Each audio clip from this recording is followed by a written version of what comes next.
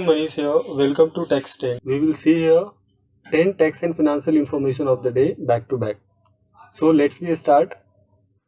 Aadhaar PAN linking date extended till 31st March 2023. Recently 29 मार्च को एक notification आया था CBDT का, जिसके थ्रू उन्होंने बताया था कि जो पैन और आधार लिंकिंग का डेट है वो एक्सटेंड नहीं होएगा। जो करेंट डेट है 31 मार्च 2022 वही डेट रहेगा। और उसके बाद जो ये इंटीमेट करेंगे, आधार लिंक करेंगे, तो उनको पेनाल्टी पे करनी पड़ेगी, late fees 500 within 3 months और 1000 rupees after 3 months from the due date उनको पे करना था। बट 31 मार्च को गवर्नमेंट ने एक और सर्कुलर इशू किया CBDT ने, और उन्होंने बताया है जो वैलिडिटी है पैन का, बिकॉज जो प्रोविजन था कि पैन इनऑपरेटिव हो जाएंगे अगर वो आधार से लिंक नहीं हुआ है, तो गवर्नमेंट ने यहाँ पे एक रिलैक्सेशन दिया है कि पैन इनऑपरेटिव नहीं होएगा इवन वो आधार से लिंक नहीं है तो भी, टिल 31 मार्च 2023। तो 31 मार्च 2023 तक आप यूज कर सकते हैं पैन, इवन आपने लिंक नहीं कराया तो भी। बट लिंक कराने के लिए ये पीरियड में फ्रॉम 1 अप्रैल 2022 टू 31 मार्च 2023 जो पेनल्टी गवर्नमेंट ने प्रपोज किया है 500 फॉर फर्स्ट 3 मंथ एंड उसके बाद 1000 रुपीज का वो पेनल्टी आपको पे करना ही पड़ेगा। तो पेनल्टी पे करने के बाद लिंक कर सकते हैं, बट पैन ऑपरेटिव रहेगा। CBDT notify ITR form for FY 21-22। ये असेसमेंट ईयर 22-23 के लिए CBDT ने ITR फॉर्म नोटिफाई कर दिए, फॉर्म 1 to 5 नोटिफाई कर दिए। ये आप हमारे वेबसाइट से एक्सेस कर सकते हैं। Exemptions of IGST compensation cess on imported goods under FTP 1520 extended till June 30, 2022। FTP scheme के अंदर इंपोर्ट करते हैं तो उसके ऊपर जो IGST और कंपनसेशन है उसको उस पे जो एग्जाम्पशंस मिलते हैं उसको एक्सटेंड किया गया है टिल 30 जून 2022 तक। Government exempted IGST and compensation cess on goods imported goods or procured by EOU, STP unit, ESTP units etc. till June 30। जो EOU, STP unit, ESTP units import करते हैं और उसके ऊपर गवर्नमेंट ने IGST और कंपनसेशन सेस का exemption रखा था, वो एग्जाम्पशन को एक्सटेंड किया है टिल 38 जून 2022। ये आप प्रेस रिलीज, ये आप सर्कुलर आप हमारे वेबसाइट से एक्सेस कर सकते हैं। Central government relaxes provision of TCS under section 206C1G of Income Tax Act 1961 in respect of non-resident individual visiting India। जो नॉन रेसिडेंट इंडिया में विजिट करते हैं तो जो इंडियन टूर ऑपरेटर उसको पैकेज सेल करते हैं तो उसके ऊपर TDS आता है, ये TCS आता है सेक्शन के अंदर 206C1G।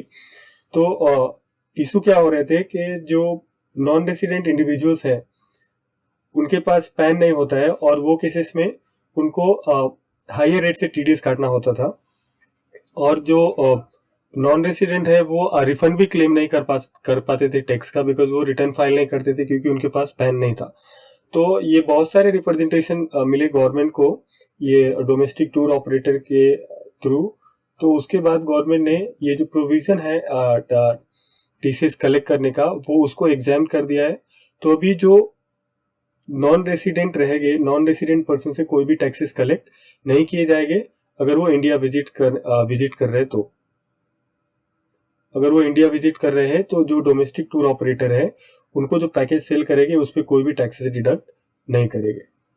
CBDT extended time limit for filing e-form 10AB for seeking registration or approval under section 1023C 12A ATG of the income tax act. जो NGOs होते हैं उनको ये रजिस्ट्रेशन और अप्रूवल के लिए जो फॉर्म फाइल करना होता है 10AB, उसका ड्यू डेट CBDT ने एक्सटेंड कर दिया है।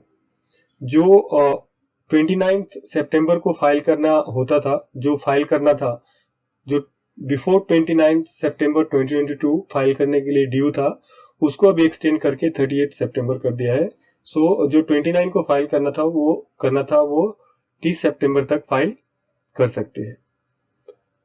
DA and DR have been hiked by 3% and 34% to the compensation for the rise।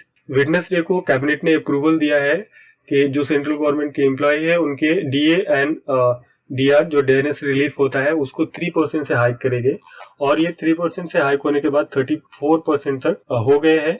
3% hike होने के बाद ये 34% DA एंड DR हो गए हैं फॉर द गवर्नमेंट एम्प्लॉइज।